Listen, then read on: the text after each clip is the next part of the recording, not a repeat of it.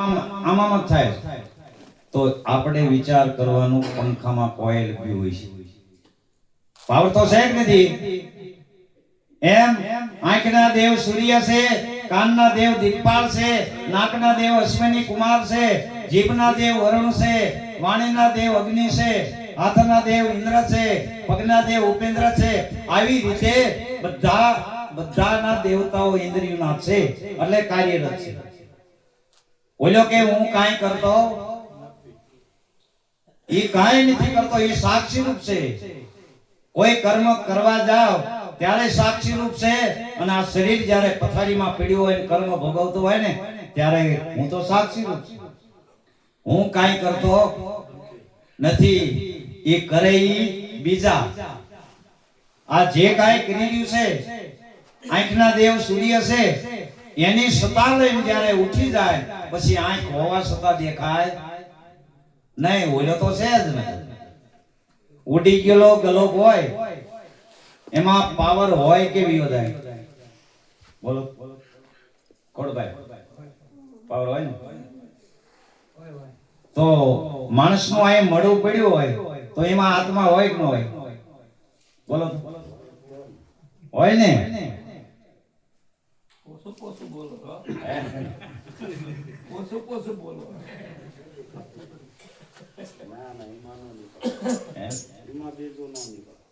ઉડી ગયેલા ગલોપમાં જો પાવર હોય તો અહીંયા મળું પીડ્યું હોય ને એમાં આત્મા હોય ગીતામાં ભગવાન કૃષ્ણે કીધું હું આવતો નથી હું જાતો નથી આવે અને જાય જન્મે અને મરે વધે અને ઘટે એને હું કીધું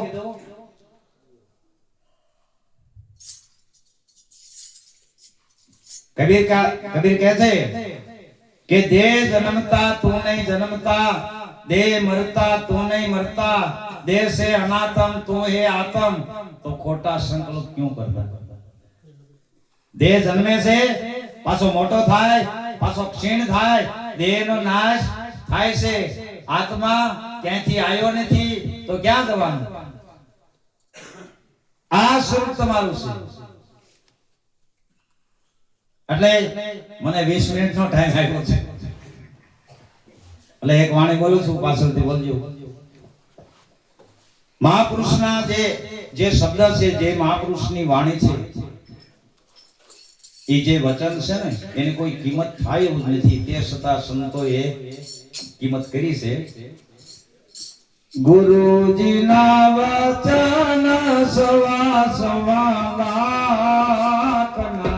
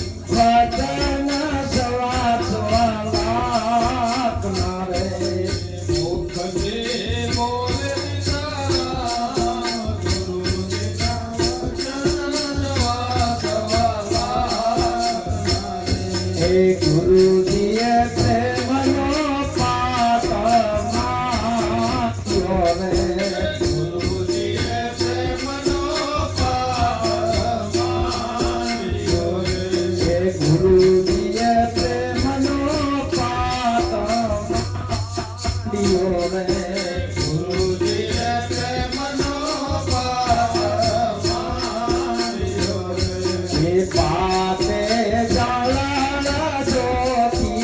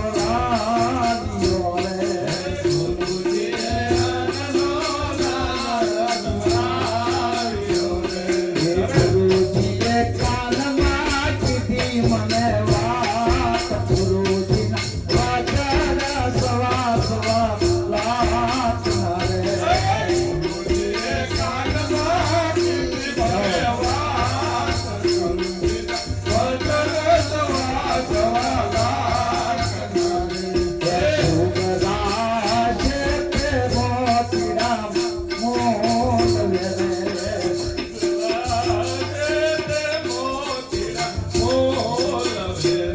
એ સુગરા છે તે મોતીને મોલવે રે.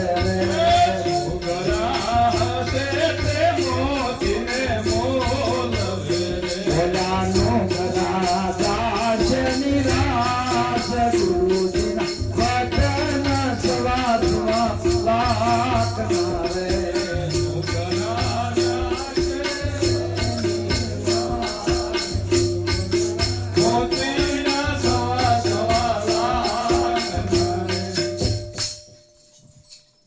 ગુરુજીના વચન સવા સવા લાખના. એક એક ગુરુજીનું વેણ જે નીકળે ને મુખમાંથી એ ખરેખર એની કિંમત થાય એવું નથી. તે છતાં સંતોએ સવા સવા લાખના દીધા. એટલે મહાપુરુષોએ આ જે મોતીની વાત કરીને બાપ, એ મોતી ગોત્યા નહીં જડે. ચાર ધામની યાત્રા કરી આવો ને બાપ તો મોતી જડે એવું કેમ કે આ મોતી તો તારા ઘટમાં છે. આ ઘટની અંદર એટલે સંતોએ કીધું કે દિલ દરિયામાં ડૂબકી દેના મોતી લેના ગોતી, ખારા સમંદરમાં સીપ બસતે ભાત ભાત કા મોતી. ઈ મોતી કોઈ મરી જીવા માણે નહીં પુસ્તક નહીં પોથી. આ મોતીને મેળવવું હોય તો પુસ્તક કે પોથી વાંચ્ય તોય મળશે નહીં, પણ કોઈ સાચા સદગુરુ સંત મળે તો આ મોતીની ઓળખાણ કરાવે. તો આ મોતી કેવડું છે?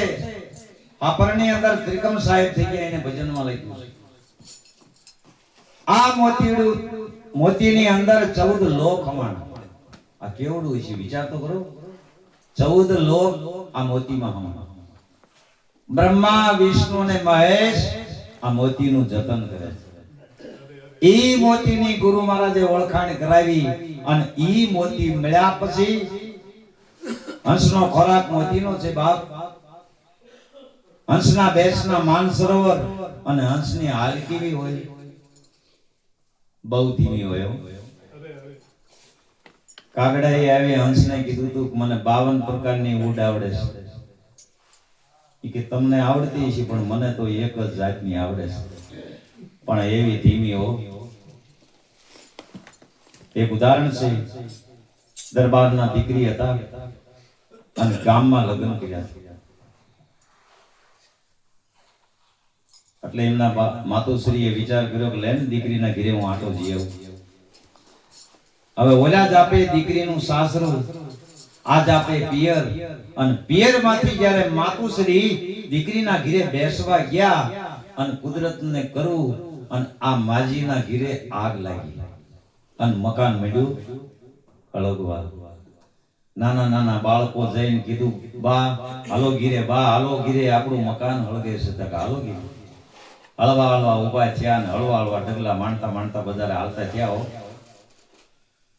પાછા છોકરા આવીને કીધું કે માં થોડાક ઉતાવળા હાલો, કાંઈક નીકળે એ તો કાઢી લેવી, નકર તો હળગી તો જવાનું જ છે. જેટલું બસે એટલું લઈ લેવી. એક બાજુ જઈ માં એટલું જ કહેશે બેટા આવું છે. ત્રીજી વાર જ્યારે બાળકો આવીને કહેશે માં થોડાક ઉતાવળા હાલો તો કાંઈક નીકળી જાય, નકર સંપત્તિ બધી બળી અને ખાક થઈ જાય છે. ત્યારે માજી એટલું બોલ્યા હતા કે સંપત્તિ બળી અને ખાક થઈ જાય ભલે થઈ જાય, હું દરબારની દીકરી છું, હાલ નહીં ફરે. એમાં આપણે ગુરુના બાળક છીએ, આપણી હાલ ન ફરે. ખાસ ખાસ આપણે ગુરુના બાળક છીએ અને ગુરુના બાળકને રેણીના ઘરમાં રહેવા માટે બહુ ટકોર કરી છે સંતોએ. વાણી પહેલા પ્રથમ તો આપણી વાણી બદલી જવી પડે. હંસ બન્યા હોય તો વાણી બદલે કે ન બદલે? વાણી અને વર્તન આ બે ઉજળા છે અને વાણીથી જ પારખ થાય છે. કાણાને કાણોનું કીજીએ કડવા લાગે વેણ, આસ્તે રહીને પૂછીએ ભાઈ કેમ કરતા ફૂટ્યા નેણ. એક શબ્દ તમે એવો બોલો તો મિત્રતા બંધાઈ જાય અને એક શબ્દ એવો બોલો ને તો દુશ્મનાવટ ન હોય. આ શબ્દ જ છે. એટલે વિચારી અને વાણી બોલીએ. મારો સમય થઈ ગયો છે એવું લાગે છે. એટલે હજી ઘણા સંતો બાકી છે. મને જે બોલવાનો મોકો આપ્યો ને એ બધા સંતોને કોટી કોટી વંદન કરું છું. મારા જેવાને હું તો મહાપુરુષ સંતોનો પગની રજઈ નથી બાપ. જે કાંઈ અત્યારે હું બોલ્યો છું એ મહાપુરુષની પ્રેરણાથી, આ મારું ઘરનું નથી અને મહાપુરુષની પ્રસાદી છે એવું સમજી કોઈ અક્ષર એવો બોલાઈ ગયો હોય તો બાળક જાણે એને માફ કરજો. એકવાર પ્રેમથી સદગુરુ ભગવાનને જય બોલો. કારણ કે બધાને ભગવાન મળ્યા છે. અહીંયા જે બધા બેઠા ને એ બધાને મળ્યા છે. હું એક વ્યક્તિને પૂછું કે તમને ભગવાન મળ્યા એટલે હાથ પાડજો. એ લખણભાઈ ભગવાન મળ્યા ને તમને? હા બહુ સર મેં આ ન પાડતા ભગવાન મળ્યા પણ નથી આ પડાતી એનું કારણ છે કે કદાચ આ પાડવી એમ કે તો પરમાણ આપો. હા, ગોંડલના રાજમાં દાસી જીવણને બોલાવ્યા અને દરબારના રાજમાં જઈને ડાયરો બેઠો છે અને હાથ જોડીને જીવણ સાહેબ જ્યારે ઉભા રહ્યા અને કીધું દરબાર નામદારને નમસ્કાર. તો કાંઈ વી આવો.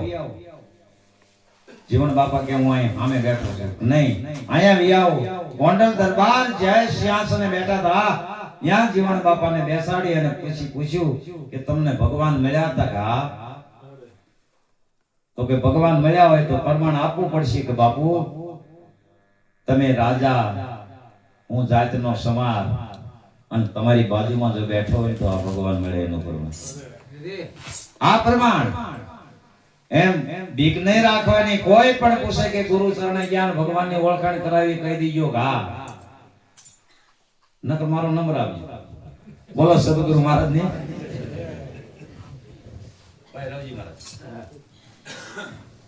સદગુરુ મહારાજ